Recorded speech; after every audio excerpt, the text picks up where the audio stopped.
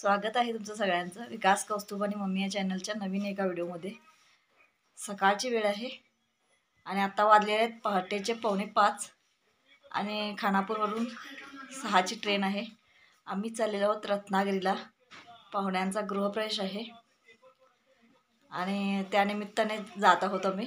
खानापूरवरून train आहे लोंढ्याला 6ची, त्याच्यानंतर मग लोंढ्यावरून परत मडगाव आणि मडगाववरून नंतर रत्नागिरी असा ट्रेनचा प्रवास असणार आहे। चला तुम्ही सोबत आमच्यासोबत प्रवास करूया।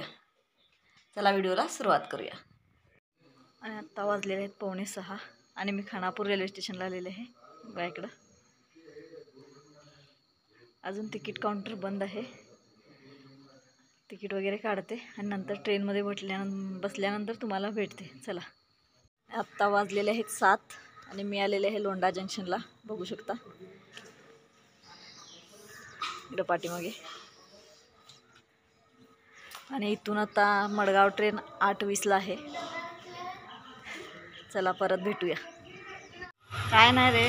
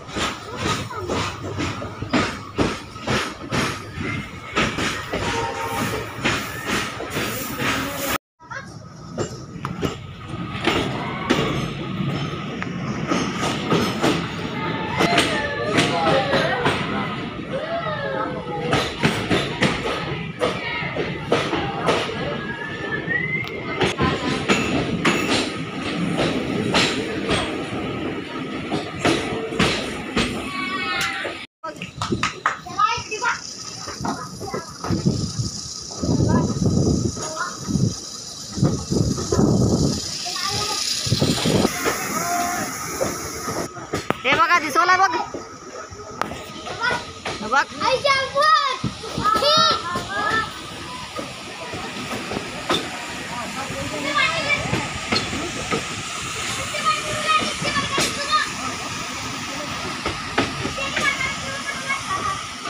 पावसात लई होत आहे ते।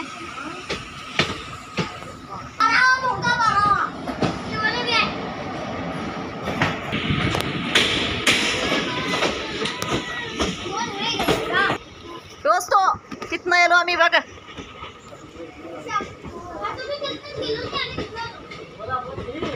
इथनं दिसवला बघ इकडे आणि दिसवला बघ तो धबधबा इथनं दिसवला। असं गाडी आता कसं होऊन आली हे बाय बाबा, तोच धबधबा आहे हो, तोच धबधबा तो तिथनं आम्ही जवळ नाही येलो।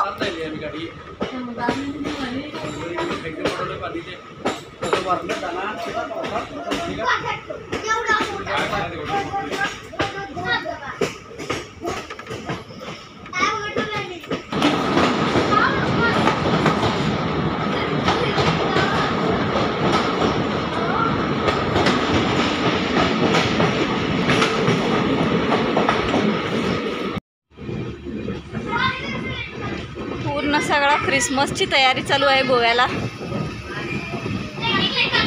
पूर्ण नारळाची झाडं वगैरे आहेत।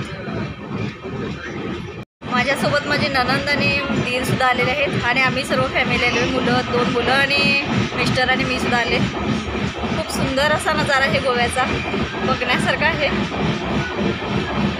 आणि आता तर ख्रिसमसची तयारी जोर चालू आहे।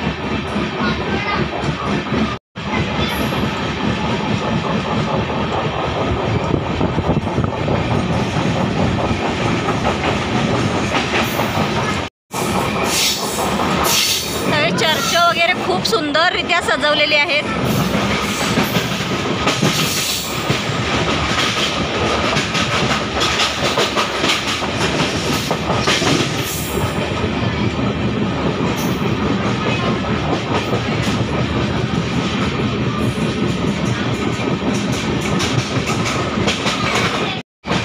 मध्ये लागणारे 13 बोगदे सुद्धा खूप सुंदर वाटत होते। बोगद्यामधून जाणारी ट्रेन आणि धबधबा आहे दूधसागर. आता पाऊस नसल्यामुळे पाणी कमी आहे, पण सुंदर असा नजारा वाटत होता त्यावेळी. नवीनच एक्सपिरियन्स आहे. मी सुद्धा पहिल्यांदाच आले आहे ट्रेननं गोव्याला, त्यामुळे आणखीनच सुंदर वाटतं इकडचं सगळं वातावरण बघून. इकडं बघा पूर्ण सगळी नारळाची झाडं आहेत.